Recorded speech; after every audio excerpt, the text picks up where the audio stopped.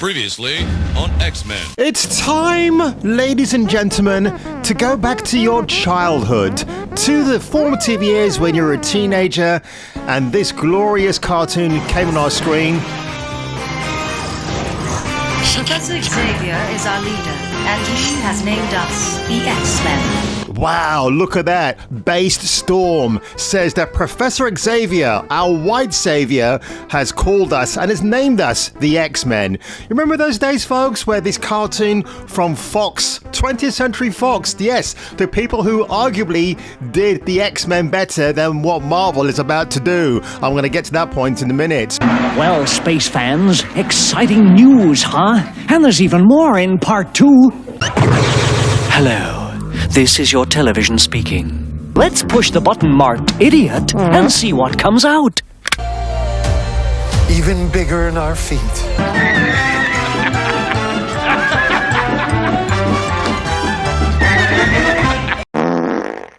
By the end of this video, go to Amazon, go to eBay, order the old animated series of the X-Men from 1992, which began, by the way, in October 1992 on Halloween. Isn't that just the best thing ever? Because Halloween is my favorite time of the year.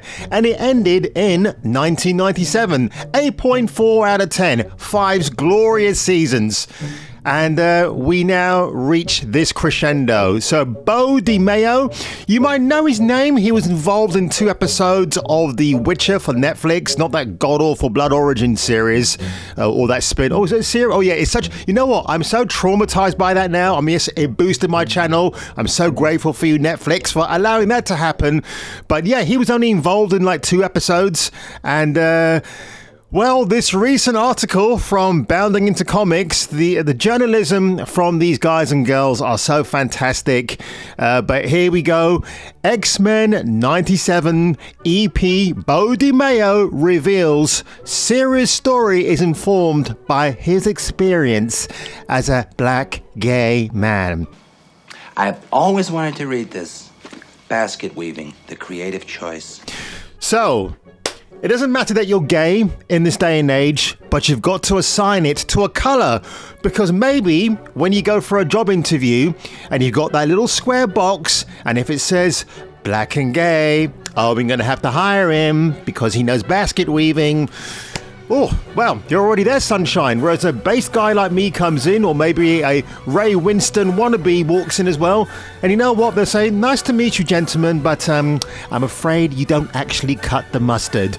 So John F. Trent has reported this, that, yeah, we've got this revival for the X-Men from Marvel, from Disney Studios. It's going to be out maybe in the next couple of years.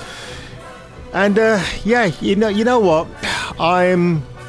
When I heard Beau DeMayo was attached to this, I had a funny feeling that, yeah, he was the same guy that talked about, well, they never respected Henry Cavill's critique about The Witcher and how you're supposed to stick to the source material. And yes, of course, in this video I'm about to show to you from Screen Crush, they do go into the queerness of the X-Men. I mean, queer...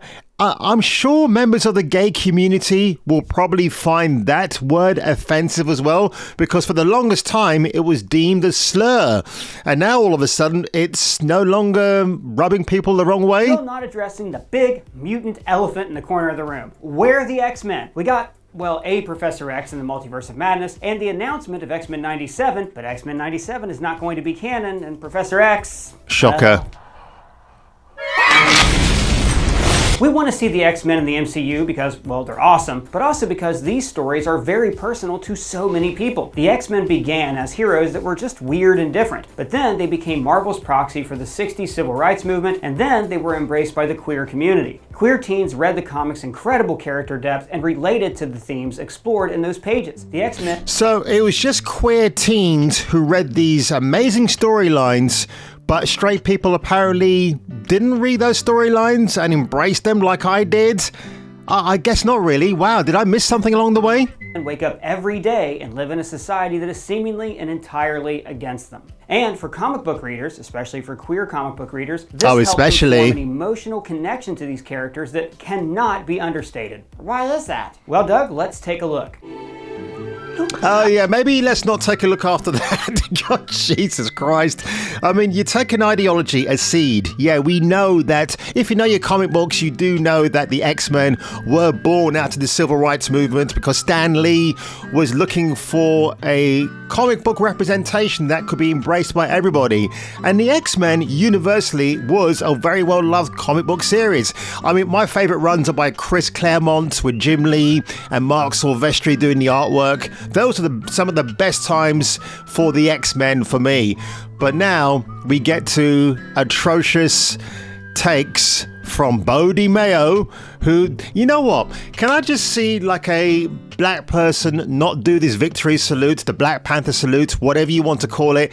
It is such a cliche now. How about just coming on stage, waving the finger, you know, the bird, and then, you know, be done. But I gotta go back to this video quickly because something else came up here which just irked me. Here we go. Okay, so being honest, it would take an entire series of videos for me to even scratch the surface on queer subtext throughout history. But to give you general context, throughout history, whenever queer people find themselves unable to live authentically, they will instead... Yeah, this image of Slider and Iceman from Top Gun is just bros, topless, good looking, at a California beach playing volleyball. I know the whole shtick about it is that it was doing a whole thing about being a homo bro. When I watched that film, yeah, I found it funny at the time, but I never thought, oh my God, are these guys gay? I never thought about that for 1 minute. I just thought it was a very funny imagery that Tony Scott decided to use. So yeah, why he used that clip in here, I know to me it's a little bit weird. But yeah, so this is what Bo DiMeo says. I think one of my favorite parts was like they were truly interested in what my experience as a black gay man was and how it was going to inform the story we were telling. So just to backpedal, DiMeo had a meeting with Kevin Feige and Brad Winterbaum, and apparently they were supportive and encouraging to make sure that we get this new iteration of the X-Men correct. Because as a teenager going into adulthood and watching these X-Men cartoons, courtesy of Fox Studios, I wanted to see kick-ass action. Magneto, Mr. Sinister, the rivalry between Scott and Logan, which, by the way, I believe now to this day, they were never actually fighting over red-hot redhead Jean Grey. Scott and Logan just had bro feelings for each other. You know what I'm talking about? Tug jobs in the shower. It's one of those instances. And... I've got to take you to this video here entitled X-Men 60 Uncanny Years. Funny, if Victoria Alonso is part of this panel, she'd probably be butting in here going, we can't call it X-Men because, you know, it's outdated. The standard answer is always going to be, like, very important, but it really, really was. I think when I first met Eric, Larry, and Julia, I was, one, very emotional, and I was like, literally, your show saved my life. And it was. I think it is for a lot of people. Oh my God! I grew up in Florida, very small, kind of, small town, and like no one looked like me. I was like this mixed race kid. What, really? No one looked like you? Let me see. When I was growing up as a mixed race kid in the 80s, I saw a few people who looked like me. Some were better looking than me, and we got into lots of fights. I'm kidding, by the way, that never happened. I felt unique, but are we really going down this rabbit hole again of, well, you know what? I was so unique that I really stood out amongst the crowd. Kid, black, white, then was like, oh shoot, I'm gay too. And it was just like, wait, no one around me resembles me. And then here's this show. What the fuck? I'm tuning in as like a 10-year-old, and I'm like, oh, I get it. They get it. Oh, they're struggling with identity too, and it was really giving me those building blocks. Did you not read the comic books, you Nimrod? To really start to understand how do you kind of create an identity in a vacuum. And then, as I was getting older, I was reading comics. Then I saw the first X-Men movie. They were truly interested in like what my experience as a black gay man was. Wow! There you have it, folks. A black gay man. By the way, I would think that Bo DiMeo is actually mixed. Well, he's mixed race. So I'm not sure why he's calling himself a gay black man. He's disowning the other half of his heritage, right? That makes no sense. Why did he just come and say, I'm a mixed race gay guy who's being given the keys to the kingdom of the X-Men to revive this franchise? You know what? I predict right now, X-Men, the revival in the MCU, in animated form, is going to go the same way as Star Wars. Star Wars, rest in peace, you're dead and buried. X-Men is heading in the same direction. I can almost guarantee it. And before I sign off, folks, you've got to check this out. So for the revival of X-Men 97, there was obviously ongoing talks of Disney Plus, but the bit that stuck out to me is the returning voice actors. So Jennifer Hale, you know her as Femme Shep in the Mass Effect original series. All these actors and actresses are returning. However, Alison Court, who played Jubilee in the series, she's being replaced by an Asian actress, because you can't have an actress who's not Asian voicing that character anymore. But nobody batted an eyelid when you have black actors or actresses voicing white characters in video games. No one ever has an issue with that. If you remember Ashley in Mass Effect 2 and 3, she's voiced by a black actress. Nobody gave a toss. But, well, you know, no one ever comes in and says, oh, you might need an appropriately cast actress for that particular cast of character. So there you have it, folks. X-Men 97 is going to be dead as soon as it gets off the starting blocks. People are going to be ridiculing this thing from the high heavens to the low waters of Virginia.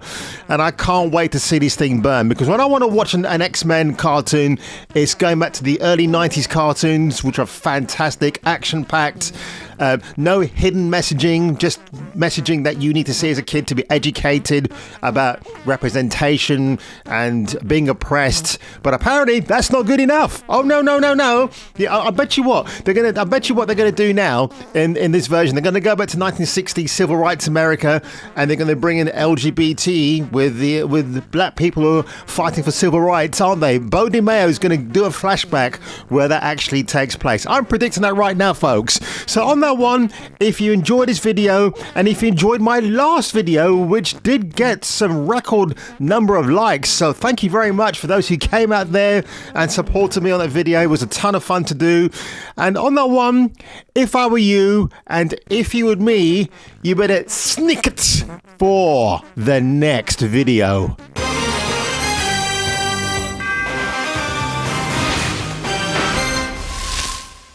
明日じゃない